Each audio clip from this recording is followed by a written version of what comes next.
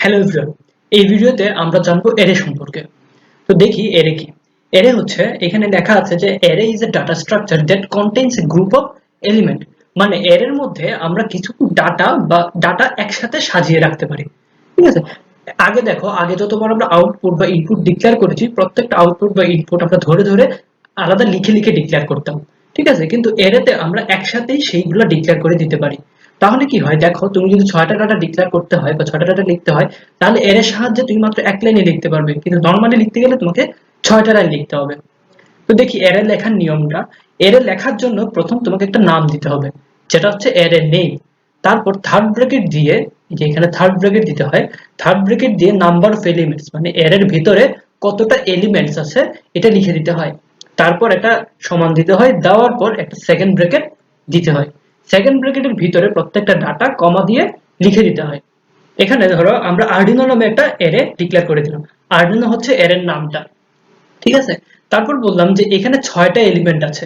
ঠিক আছে, একটু গুণে দেখো, 1 2 3 4 5 6, 6টা এলিমেন্ট আছে। এই জন্য আমরা এখানে থার্ড ব্র্যাকেটের ভিতর লিখে দিলাম 6। তারপর সমান দিয়ে সেকেন্ড ব্র্যাকেটের ভিতর আমরা লিখে দিলাম 4 5 6 7 8 9।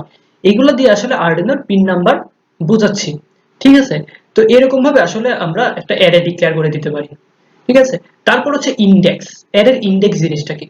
এখানে দেখো 4 হচ্ছে প্রথম ইনডেক্স। ঠিক আছে, তো এটাকে আমরা বলি জিরো, 0 নম্বর ইনডেক্স। এরপরের ইনডেক্সটাকে বলি 1, এরপরের ইনডেক্সটা হচ্ছে 2, এরপরের ইনডেক্সটা হচ্ছে 3। তো ইনডেক্স হচ্ছে আসলে অ্যারের পজিশন। তো প্রথম যে অ্যারেটা থাকে সেটাকে আমরা 0 দিয়ে 0 পজিশন হিসেবে কাউন্ট করি। ঠিক আছে, আবার দ্বিতীয় যে এলিমেন্ট আছে সেটাকে আমরা 1 পজিশন দিয়ে কাউন্ট করি।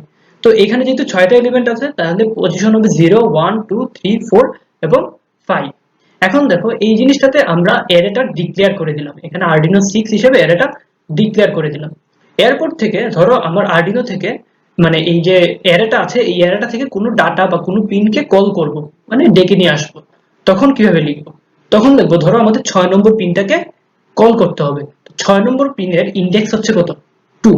তাহলে আমরা লিখবো আর্ডিনো থার্ড ব্র্যাকেট দিয়ে 2 যদি লিখে দিই, তাহলেই 6 নম্বর পিনটা চলে আসবে। এখন ধরো আমরা 6 নম্বর পিনে কোনো কমান্ড দিতে চাচ্ছি, তাহলে আমাদেরকে আর আলাদা করে 6 নম্বর পিন লিখতে হবে না।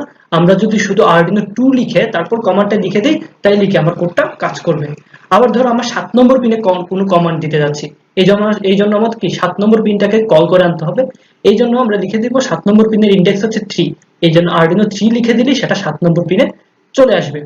ঠিক আছে, তো এইভাবে আসলে অ্যারের সাহায্যে খুব সহজে আসলে সহজ করে কোড করা যায়। তো অ্যারে দিয়ে কিভাবে কোড করতে হয় এ বিষয়ে বিস্তারিত আমরা পরবর্তী ভিডিওতে জানবো। পরবর্তী ভিডিওতে আমরা দেখবো যে কিভাবে অ্যারে ইউজ করলে কোডের সাইজ খুবই ছোট হয়ে যায় এবং খুবই সহজে, খুবই কমফোর্টেবলি আমরা একটা কোড লিখে ফেলতে পারি। তো এই ভিডিওটা এতটুকু পর্যন্তই।